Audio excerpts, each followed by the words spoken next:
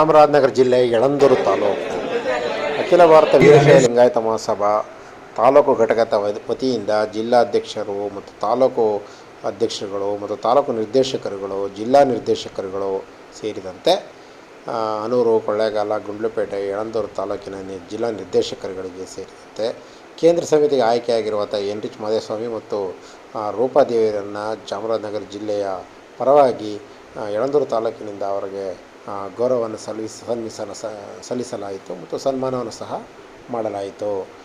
ಇದೇ ಸಂದರ್ಭದಲ್ಲಿ ಕಾರಾಪುರ ಮಠ, ಯಳಂದೂರು ತಾಲೂಕಿನ ಇತಿಹಾಸ ಪ್ರಸಿದ್ಧ ಆಗಿರುವಂಥ ಕಾರಾಪುರ ಮಠದಲ್ಲಿ ನಡೆದಂಥ ಈ ಕಾರ್ಯಕ್ರಮದಲ್ಲಿ ಅನೇಕ ಗಣ್ಯರು, ವಿವಿಧ ಭಾಗದ ಮಠಾಧಿಪತಿಗಳು ಅಂದರೆ ಅಗರ, ಕೆಸ್ತೂರು, ಗೌಡಹಳ್ಳಿ ಸೇರಿದಂತೆ ಮಠಾಧಿಪತಿಗಳು ಭಾಗವಹಿಸಿದ್ದರು. ಈಗ ಈ ಸಂದರ್ಭದಲ್ಲಿ ಅವರು ದಿವ್ಯ ಸಾನ್ನಿಧ್ಯವನ್ನು ವಹಿಸಿದ್ದರು. ಪ್ರಮುಖವಾಗಿ ನಾವು ತಾಲೂಕು ಅಧ್ಯಕ್ಷ ಆಗಿದ್ದ ನಾವು ಹೋರಾಟ ಮಾಡ್ಕೊಂಡು ಬರ್ತಾ ಇದ್ದೇವೆ. ಹಳೆ ಮೈಸೂರು ಭಾಗದಲ್ಲಿ 8 ರಿಂದ 10 ಜನ ನಮ್ಮ ನಾಯಕಗಳಿರ್ತಾ ಇದ್ರು, ಪ್ರತಿಗಳಿರ್ತಾ ಇದ್ರು. ಇವತ್ತು ಒಬ್ಬರಿಗೆ ನಾವು ಬಂದಿದ್ದೀವಿ. ನಾವು ಸಮಾಜದ ಎಲ್ಲ ನಾವು ಬಂಧುಗಳು, ಸಮಾಜದ ಜನರು ಎಲ್ಲ ಸೇರಿ ಮುಂದೆ ಒಂದಾಗಿ ಹೋಗಬೇಕಾದ ಪರಿಸ್ಥಿತಿ ನಮಗಿದೆ. ನಾವು ನಮ್ಮ ಮಹಿಳೆಯರಿಗೆ ನಮ್ಮ ಸಮಾಜದ ಅರಿವನ್ನ ಮೂಡಿಸಬೇಕು. ಅವ್ರ ಮಕ್ಕಳಿಗೆ ನಮ್ಮ ಸಮಾಜದ ಅರಿವನ್ನ ಮೂಡಿಸ್ತಾರೆ. ಸೊ ನೆಕ್ಸ್ಟ್ ಮುಂದೆ ಮಹಿಳೆಯರಿಗೆ ಸ್ವಲ್ಪ ಪ್ರಾಧಾನ್ಯತೆ ಕೊಟ್ಟು ನಿಮ್ಮ ಮನೆಗಳಲ್ಲಿ ಮಹಿಳೆಯರನ್ನು ಕೂಡ ಇಂಥ ಸಂದರ್ಭಗಳಿಗೆ ಕರ್ಕೊಬಂದು ಅವ್ರಿಗೂ ಕೂಡ ಇದ್ರ ಬಗ್ಗೆ ಒಂದು ಅರಿವನ್ನ ಮೂಡಿಸಬೇಕು ಅಂತ ತಮ್ಮಲ್ಲಿ ನಾನು ಕೇಳ್ಕೊತಾ ಇದ್ದೇನೆ. ಹಂಗೆ ನಮ್ಮಲ್ಲಿ ಮತ್ತೊಂದು ಸಮಸ್ಯೆ ಅಂದ್ರೆ ಒಗ್ಗಟ್ಟಿನ ಸಮಸ್ಯೆ. ನಮ್ಮ ಈ ಒಗ್ಗಟ್ಟಿನ ಸಮಸ್ಯೆಯನ್ನ 3ನೇವರು ಅನುಕೂಲ ಮಾಡ್ಕೊತಾ ಇದ್ದಾರೆ. ದಯವಿಟ್ಟು ನಮ್ಮಲ್ಲಿ ಉಪ ಪಂಗಡಗಳು ಅದು ಇದು ಅಂತ ನಾವೆಲ್ಲ ಭೇದ ಭಾವವನ್ನ ಮಾಡದೆ ನಾವೆಲ್ಲ ಒಗ್ಗಟ್ಟು. ಬೇರೆ ಸಮಾಜದಲ್ಲಿ ಎಷ್ಟು ನೀವು ನೋಡ್ತೀರಾ, ಅವ್ರು ಎಷ್ಟು ಒಗ್ಗಟ್ಟಾಗಿರ್ತಾರೆ. ಏನೇ ಬರ್ಲಿ, ನಾನು ಇಂಥ ಸಮಾಜ ಅಂತ ಸಮಾಜ ಅಂತ ಹೇಳಲ್ಲ. ಅವ್ರು ರಾಜಕೀಯವಾಗಿ ಅವ್ರು ಏನ್ ಮಾಡ್ಕೋಬೇಕು ಅದ್ ಮಾಡ್ಕೊಂತಾರೆ. ಈಗ ಎಜುಕೇಶನ್ ಏನ್ ಮಾಡ್ಕೋಬೇಕು ಅದ್ ಮಾಡ್ಕೋತಾರೆ. ಬಟ್ ನಮ್ಮಲ್ಲಿ ಹಂಗಿಲ್ಲ. ನಮ್ಮವರು ಅವ್ರ ಕದ್ರ ಅವ್ರ ಕಡೆ ಹೋಗ್ತಾರೆ, ಇವ್ರ ಕದ್ರ ಇವ್ರ ಕಡೆ ಹೋಗ್ತಾರೆ. ಇದು ದಯವಿಟ್ಟು ತಪ್ಪು. ನೀವು ಏನಾದ್ರೂ ಮಾಡಿ, ಎಲ್ಲಾದ್ರೂ ಹೋಗಿ ಏನಾದ್ರೂ ಸಂಪಾದನೆ ಮಾಡಿ, ಯಾವ ರಾಜಕೀಯಕ್ಕಾದ್ರೂ ನಿಮ್ಮ ಓಟ್ಗಳನ್ನ ಹಾಕಿ. ಬಟ್ ನಮ್ಮ ಒಂದು ಸಮಾಜವನ್ನ ದಯವಿಟ್ಟು ನಮ್ಮ ಸಮಾಜದ ವಿಷಯ ಬಂದಾಗ ಯಾರು ಕೂಡ ಬೇರೆ ಆಗ್ಬೇಡಿ, ಎದ್ದು ನಿಲ್ಲಿ. ಸಮಾಜ ಫಸ್ಟ್ ಮುಖ್ಯ. ನಾವ್ ಹೆಂಗಂತಾರ ಒಬ್ಬ ವ್ಯಕ್ತಿ ಎಲ್ಲ ಮುಖ್ಯ, ಪಕ್ಷ ಮುಖ್ಯ ಅಂತಾರೆ ರಾಜಕೀಯವಾಗಿ ಹೋದಾಗ. ಅದೇ ನಾವೇನ್ ಮಾಡ್ಬೇಕು, ನಮ್ಮ ಸಮಾಜ ಮುಖ್ಯ, ನಮ್ಗೆ ಯಾವುದೇ ವ್ಯಕ್ತಿ ಮುಖ್ಯ ಅಲ್ಲ, ನಮ್ಗೆ ಸಮಾಜ ಮುಖ್ಯ ಅಂತ ನಾವು ಯಾವತ್ತೂ ನಮ್ಮ ಸಮಾಜಕ್ಕೋಸ್ಕರ ಹೋರಾಡೋಣ. ಹಾಗೆ ನಮ್ಮ ಮಠಾಧೀಶರುಗಳಿಗೆ ನಾವು ಬೆಂಬಲವನ್ನ ಕೊಡೋಣ. ಯಾಕಂದ್ರೆ ಇವತ್ತಿನ ದಿನ ಒಂದು ನಮ್ಮ ಸಮಾಜನ ಕಾಪಾಡ್ತಾ ಇರೋರು ಅವರು. ನಾವು ಅಲ್ಲಿ ಮಕ್ಕಳಿಗೆ ಎಜುಕೇಶನ್ ಕೊಡ್ತಾರೆ, ಅಲ್ಲಿ ನಮ್ಮ ಒಂದು ಸಂಸ್ಕೃತಿಯನ್ನ ಹೇಳ್ಕೊಡ್ತಾರೆ, ನಮ್ಮ ಸಮಾಜದ ಬಗ್ಗೆ ಅರಿವನ್ನ ಮೂಡಿಸ್ತಾರೆ. ಸೊ ಅದಕ್ಕೆ ನಾವು ಯಾಕೆ ಇವತ್ತು ನಡೆದಾಡುವ ದೇವರು ಅಂತ ಅವ್ರನ್ನ ಯಾಕೆ ಪೂಜಿಸ್ತಾ ಇದೀವಿ, ಅವ್ರು ನಮ್ಮ ಸಮಾಜನ ಉಳಿಸೋದಕ್ಕೆ, ಒಂದು ಬೆಳೆಸೋದಕ್ಕೆ ಎಷ್ಟು ಕಷ್ಟಪಟ್ಟು ಅಂತವ್ರ ಒಂದು ಮಾರ್ಗದರ್ಶನವನ್ನ ನಾವೆಲ್ಲ ಮಾಡ್ಕೊಂಡು ಹೋಗೋಣ. ಹಾಗೆ ಮಹಿಳೆಯರಿಗೆ ನೀವು ಕೂಡ ಎಲ್ಲರಿಗೂ ಒಂದು ಮುಂದೆ ಬರೋದಕ್ಕೆ ನಮ್ಮ ಸಮಾಜದ ಬಗ್ಗೆ ಮನೆಯಲ್ಲಿ ತಿಳುವಳಿಕೆ ಕೊಡಬೇಕು. ನನ್ನ ಮಗಳ ನಾವು ಓಬಿಸಿ ಅಂತ ಹಾಕಿದ್ರೆ ಅಲ್ಲಿ ಓಬಿಸಿ ಇಲ್ಲ, ಕೊಡೋದಿಲ್ಲ, ಜನರಲ್ ಓಡಾಗುತ್ತೆ. ಅಂದ್ರೆ ಅಡ್ಮಿಷನ್ ಮಾಡಿದ್ರೆ ನಿನ್ನೆ ರಾತ್ರಿ ಅವ್ರ ಭಾಗದವರು ಸಂತಮರಳ್ಳಿ ಭಾಗದಿಂದ ಒಂದು ಫೋನ್ ಬಂದಿತ್ತು. ಆ ಹುಡುಗಿ ಸೆಲೆಕ್ಷನ್ ಆಗಿದೆ, ಓಬಿಸಿ ನಲ್ಲಿ ಅಡ್ಮಿಷನ್ ಕೊಡೋದಿಲ್ಲ. ಸೆಂಟ್ರಲ್ ಗವರ್ಮೆಂಟ್ ಸಿಬಿಎಸ್ಇ ಕೊಡೋದಿಲ್ಲ. ಇದು ನಮ್ಮ ಕರ್ನಾಟಕದಲ್ಲಿ ಇರ್ತಕ್ಕಂಥ ನಡೆದಿದೆ. ಆ ಎಲ್ಲ ಅಧಿವೇಶನಗಳ ಒಟ್ಟು ಸಾರಾಂಶ ಏನಿದೆ ಅಂತಂದ್ರೆ, ಲಿಂಗಾಯತಕ್ಕೆ ಸ್ವತಂತ್ರ ಧರ್ಮ ಸಿಗಬೇಕು. ಲಿಂಗಾಯತಕ್ಕೆ ಸ್ವತಂತ್ರ ಧರ್ಮ ಸಿಕ್ಕಿದ್ರೆ ನಾವು ಇಡೀ ಭಾರತದಲ್ಲಿ ಅಲ್ಪಸಂಖ್ಯಾತರಾಗ್ತೀವಿ. ಅಲ್ಪಸಂಖ್ಯಾತರಾದ್ರೆ ನಮ್ಗೆ ರಾಜಕೀಯ ಮೀಸಲಾತಿ, ಉದ್ಯೋಗ ಮೀಸಲಾತಿ ಮತ್ತೆ ಶಿಕ್ಷಣ ಮೀಸಲಾತಿ, ಜೊತೆಗೆ ಶಿಕ್ಷಣ ಸಂಸ್ಥೆಗಳನ್ನ ನಮ್ಮ ಮಠಾಧಿಪತಿಗಳು ಹೆಚ್ಚು ನಡೆಸ್ತಾ ಇದ್ದಾರೆ. ಅವಕ್ಕೂ ಕೂಡ ಮೀಸಲಾತಿ ಸಿಗುತ್ತೆ ಅಂತಕ್ಕಂಥದ್ದನ್ನ 1975 ಕೂಡ ಅಖಿಲ ಭಾರತ ವೀರಶೈವ ಮಹಾಸಭಾ ಪ್ರಸ್ತಾಪ ಮಾಡ್ತು. ಸುಪ್ರೀಂ ಕೋರ್ಟ್ ಹೋಗ್ತು. ನಮ್ ಇವತ್ತಿನ ಏನು ರಾಷ್ಟ್ರೀಯ ರಾಜ್ಯಾಧ್ಯಕ್ಷರು, ನಿಕಟಪೂರ್ವ ಅಧ್ಯಕ್ಷರು ತಿಪ್ಪಣ್ಣವರಿದ್ರು, ಅವ್ರ ನೇತೃತ್ವದಲ್ಲಿ ಸುಮಾರು 12,000 ಪುಟಗಳ ವರದಿಯನ್ನು ಕೊಟ್ಟಿದೆ. ಅದಾಗಬೇಕು ಅಂತಕ್ಕಂಥದ್ದು ಅಖಿಲ ಭಾರತ ವೀರಶೈವ ಮಹಾಸಭೆದು ಒಕ್ಕೊತ್ತಾಯ ಇದೆ. ಅದಕ್ಕೆ ಸಾಕಷ್ಟು ಹಿನ್ನಡೆಗಳಿದೆ. ನಾನು ಎಲ್ಲವನ್ನ ಮಾತನಾಡ್ಲಿಕ್ಕೆ ಸಮಯದ ಅಭಾವ ಇದೆ. ಅದಾದ ಮೇಲೆ 23ನೇ ಅಧಿವೇಶನಕ್ಕೆ ಬರ್ತೇನೆ. 23ನೇ ಅಧಿವೇಶನದಲ್ಲಿ ಅಖಿಲ ಭಾರತ ವೀರಶೈವ ಮಹಾಸಭೆಯ ಎಲ್ಲಾ ಸಾಮಾನ್ಯ ಸಭೆಗಳನ್ನ ಈ ನಾಡಿನಾದ್ಯಂತ, ರಾಷ್ಟ್ರದಾದ್ಯಂತ ಜಿಲ್ಲಾ ಕೇಂದ್ರಗಳಲ್ಲಿ ಮಾಡಬೇಕು ಅಂತಕ್ಕಂಥ ತೀರ್ಮಾನ ಆಗಿದೆ. ಮುಂದೆ ನಾನು ಕೇಂದ್ರ ಸಮಿತಿಯ ಸದಸ್ಯನಾಗಿದ್ದೀನಿ. ತಮ್ಮ ಮೂಲಕ ಈ ಮಾತನ್ನು ಹೇಳ್ತಾರೆ. ಅವರೇನು 23ನೇ ಅಧಿವೇಶನದಲ್ಲಿ ನಿರ್ಣಯ ಮಾಡಿದರೆ ಅದು ಚಾಮರಾಜನಗರ ಜಿಲ್ಲೆಯಿಂದ ಪ್ರಾರಂಭ ಆಗಲಿ ಅಂತಕ್ಕಂಥದ್ದನ್ನು ಕೂಡ ನಾನು ಆ ಸಭೆಯಲ್ಲಿ, ನಾನು ಮೊದಲನೇ ಸಭೆಯಲ್ಲಿ ಒತ್ತಾಯ ಮಾಡ್ತೇನೆ. ನನ್ನೆಲ್ಲ ಸಮಾಜ ಬಂಧುಗಳ ಒಂದು ಪ್ರೇರಣೆಯ ಮೇರೆಗೆ ಮಹಾಸಭಾ ಲಿಂಗಧಾರಣೆ ಮಾಡ್ಕೊಂಡಿರ್ತಕ್ಕಂತಹ ಜನ 106 ಉಪಪಂಗಡಗಳಾಗಿ ಹರಿದು ಹಂಚಿ ಹೋಗಿದ್ದಂತಹದನ್ನ ಮನಗಂಡು ಅವರೆಲ್ಲರೂ ಕೂಡ ಒಂದೇ ಸಂಸ್ಥೆ ಒಳಗಡೆ ಬರಬೇಕು. ನಾವು ಬಸವಣ್ಣನೇ ಧರ್ಮಗುರು ಅಂತಕ್ಕಂಥವ್ರು, ಕರಡಿಗೆಯನ್ನೇ ನಮ್ಮ ಲಾಂಛನ ಅಂತಕ್ಕಂಥವ್ರು, ಇಷ್ಟಲಿಂಗವನ್ನೇ ಪೂಜೆ ಮಾಡ್ತಕ್ಕಂತಹ ಜನ. ಸೊ ನಾವು ಯಾಕೆ ಹರಿದಂಚು ಹೋಗಿದ್ದೀವಿ ಅನ್ನೋದನ್ನ ಹಲವಾರು ಮಹನೀಯರುಗಳು, ಅರತಾಳ್ ರುದ್ರೇಗೌಡರು ಇರ್ಬೋದು, ಗಿಲಗಿಂಚಿ ಗುರುಸಿದ್ದಪ್ಪನವ್ರು, ಇಂತಹ ಮಹನೀಯರುಗಳು ಅಂದಿನ ಚಿತ್ರದುರ್ಗದ ಜಗದ್ಗುರುಗಳೊಂದಿಗೆ ಸಂವಾದ ಮಾಡಿದಂತಹ ಸಂದರ್ಭದಲ್ಲಿ ಹಲವಾರು ವಿಚಾರಗಳ ಚರ್ಚೆ ಬರ್ತವೆ. ಒಂದು ಹೃದಯ ಹಂಚೋಗಿರ್ತಕ್ಕಂತಹ ಸಮಾಜ ತಾನು ತನ್ನ ಉಪಪಂಗಡಗಳ ಹೆಸರಿನಲ್ಲಿ ಅದು ಬೇರೆ ಬೇರೆ ಆಗಿರ್ತಕ್ಕಂಥದ್ದು ಒಂದು ಸಮಾಜಕ್ಕೆ ಹಿನ್ನಡೆ ಅಂತಕ್ಕಂಥದ್ದು ಒಂದು ಕಡೆ ಆದ್ರೆ, ಒಂದು ಇದು ಎಲ್ಲೋ ಒಂದ್ ಕಡೆ ಶಿಕ್ಷಣದಲ್ಲೂ ಕೂಡ ಬಹಳ ಹಿಂದೆ ಇದೆ, ಒಗ್ಗಟ್ಟಲ್ಲೂ ಕೂಡ ಬಹಳ ಹಿಂದೆ ಇದೆ. ಈ ಸಮಾಜ ಬಲಿಷ್ಠ ಆಗ್ಬೇಕು ಅಂದ್ರೆ ಅದಕ್ಕೆ ಜ್ಞಾನ ಬೇಕು ಅಂತಕ್ಕಂಥದ್ದನ್ನ ಚರ್ಚೆಗೆ ಬರುತ್ತೆ.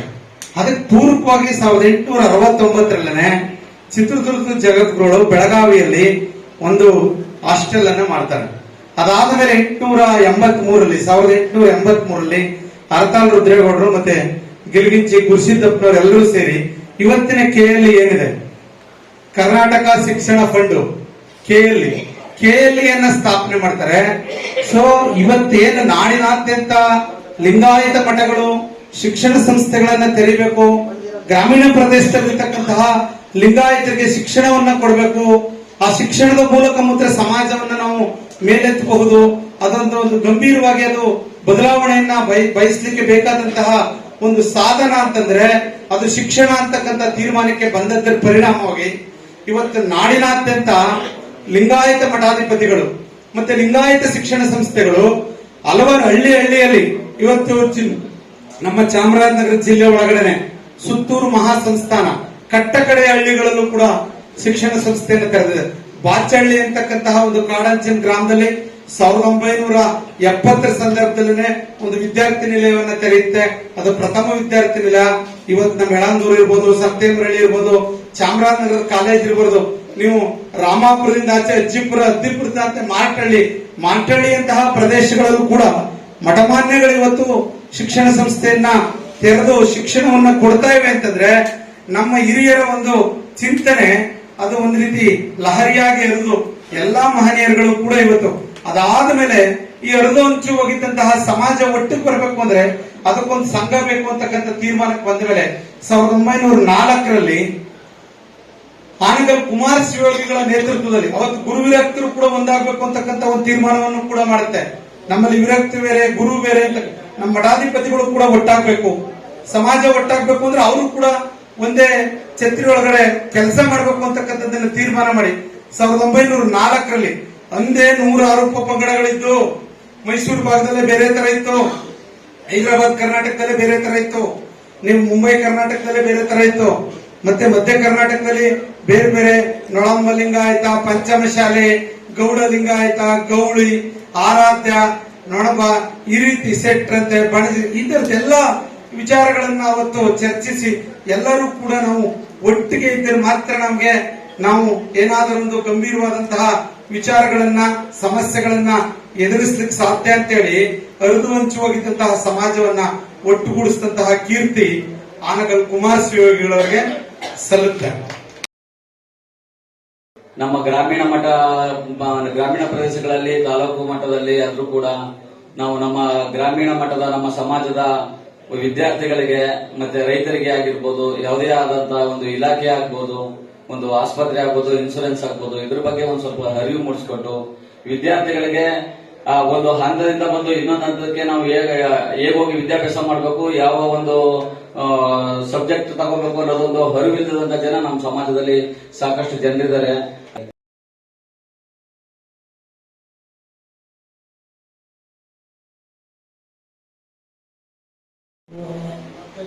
ಆಯ್ಕೆ ಆಗಬೇಕು, ಅದರ ಬಗ್ಗೆ ತಾವುಗಳಲ್ಲಿ ತಮ್ಮ ಸಹಕಾರವನ್ನು ಕೊಡಬೇಕು ಅಂತ ಹೇಳಿ ನಮ್ಮೆಲ್ಲರಲ್ಲಿ ನಿರ್ಣಯಿಸಿಕೊಂಡಿದ್ದಾರೆ.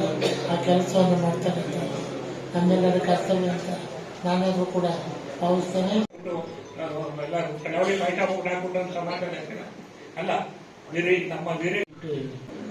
ನಡೆದಿದೆ ಪುನರ್ ವಿಮರ್ಶೆ ಮಾಡೋದು ಈಗ ಏನೇನ್ ಮಾಡಬೇಕು ಅನ್ನೋದನ್ನ ತಯಾರು ಮಾಡ್ಕೊಂಡು ಆ ಕಾರ್ಯಕ್ರಮಗಳನ್ನ ಹಮ್ಮಬೇಕು. ನಾನು ಬರ್ತಿರ್ಬೇಕಾದ್ರೆ ವೀರಶೈವ ಮಹಾಸಭೆಯ ಒಂದು ಸಭಾ ಮಂಟಪ ಇರಬೇಕು, ನಮ್ಮದೇ ಆದಂತಹದ್ದು ಇಲ್ಲಿ ಅಂತ ಪ್ರಸ್ತಾಪ ನಡೀತಾ ಇತ್ತು. ವೀರಭದ್ರ ಸ್ವಾಮಿಯವರು ಹೇಳ್ತಾ ಇದ್ರು. ದುಡ್ಡು ಸ್ಯಾಂಕ್ಷನ್ ಆಗಿತ್ತು, ಅದು ಯಾಕೋ ಸರಿಯಾಗಿ ವ್ಯವಸ್ಥಿತವಾಗಿ ಅದನ್ನ ಕಾರ್ಯನಿರ್ವಹಿಸಿದ್ರೆ ಆಗ್ತಿತ್ತೋ ಏನೋ, ಸರಿಯಾಗಿ ಯಾರು ಮಾಡಲಿಲ್ಲ ಅಂತ ಕಾಣಿಸ್ತದೆ. ಅದು ಹಾಗೆ ಮರೆಯಾಯಿತು. ಸಮಾಜದಲ್ಲಿ ನಾವೆಲ್ಲ ಮನಸ್ಸು ಮಾಡಿದ್ರೆ ಒಂದು ದೊಡ್ಡ ಸಭಾಭವನ ನಿರ್ಮಾಣ ಮಾಡೋದೇನು ದೊಡ್ಡದೇನಲ್ಲ. ಅದಕ್ಕೆ ಸರ್ಕಾರದ ಸವಲತ್ತು ಸಿಗುತ್ತೆ, ಮತ್ತೆ ಸಾರ್ವಜನಿಕ ಅಂದ್ರೆ ವೀರಶೈವ ಮಹಾಸಭೆಯ ಜನರ ಸದಸ್ಯರುಗಳು ಎಲ್ಲರೂ ಎಲ್ಲ ಸೇರಿದರೆ ಒಂದು ಸಭಾಭವನ ನಿರ್ಮಾಣ ಏನು ಕಷ್ಟ ಸಾಧ್ಯ ಏನಲ್ಲ. ಮಾಡಿ ಎಲೆಕ್ಷನ್ ಚುನಾವಣೆನೇ ನಡೆದು ಬಿಡ್ತಲ್ಲ, ಹಾಗಾದ್ರೆ ಸಮಾಜದಲ್ಲಿ ಭಾರಿ ಗಲಾಟೆ ಆಗೋಗ್ಬಿಡುತ್ತೆ, ಏನೋ ಹೊಡೆದೋಗ್ಬಿಡುತ್ತೆ, ಹಾಗೆ ಹೀಗೆ ಅಂತಾನು ಬಂತು ವಿಷಯ. ಎಲ್ಲಿಗೂ ಸಮಾಜ ಒಡೆಯಲ್ಲ. ಪ್ರತಿನಿಧಿಗಳು ಆರಿಸಿದ್ರಿಂದ ಗೌರವ ಇಮ್ಮಡಿಯಾಗ್ತದೆ. ಅದೇ ರೀತಿ ಈ ಸಾರಿ ಚುನಾವಣೆಯಲ್ಲಿ ತಾವೆಲ್ಲ ಗೆದ್ದಿದ್ದೀರಿ. ಅಧ್ಯಕ್ಷರು, ಉಪಾಧ್ಯಕ್ಷರುಗಳು, ಸದಸ್ಯರುಗಳೆಲ್ಲ, ಅವರಿಗೆಲ್ಲ ಮೊದಲು ಅಭಿನಂದನೆಗಳು.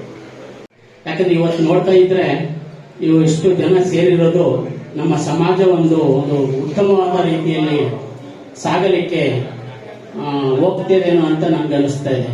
ಯಾಕಂದ್ರೆ ಇವತ್ತು ಸಮಾಜಕ್ಕೆ ಒಂದು ಉತ್ತಮ ರೀತಿಯಲ್ಲಿ ಸಮಾಜ ಕಟ್ಟಬೇಕು.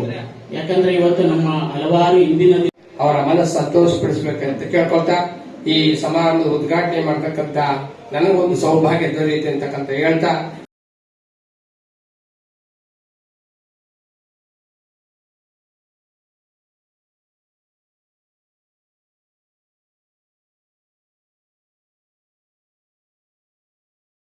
ಅದರಲ್ಲೂ ಸಹಿತ ಕಾರಾಪುರ ಮಠ ಅಖಿಲ ಭಾರತ ವೀರಶೈವ ಮಹಾಸಭೆ ಏನಿದೆ ಅದನ್ನು ಹುಟ್ಟಾಕ್ದವರು ಹಾನಗಲ್ಲು ಶಿವಕುಮಾರ ಸ್ವಾಮಿಗಳು. ಅವರು ಕಾರಾಪುರ ಮಠಕ್ಕೆ ಬಂದು ಇದ್ದು ಹೋಗಿರ್ತಕ್ಕಂತಹ ಮಹಾಶಯ. ಸೊ ಆ ದೃಷ್ಟಿನಲ್ಲಿ ಯಳಂದೂರು ತಾಲೂಕಿನಲ್ಲೂ ಸಹಿತ ಶ್ರೀಮಾನ್ ದುಗಟ್ಟಿ ವೀರಭದ್ರಪ್ಪನವರ ಕಾಲದಿಂದಲೂ ಘಟಕಗಳ ರಚನೆಯಾಗಿ ಸಮಾಜದ ಒಳಿತಿಗಾಗಿ ಕೆಲಸ ಕಾರ್ಯಗಳನ್ನ ಮಾಡಿಕೊಂಡು ನಾವು ಬಂದಿದ್ದೇವೆ.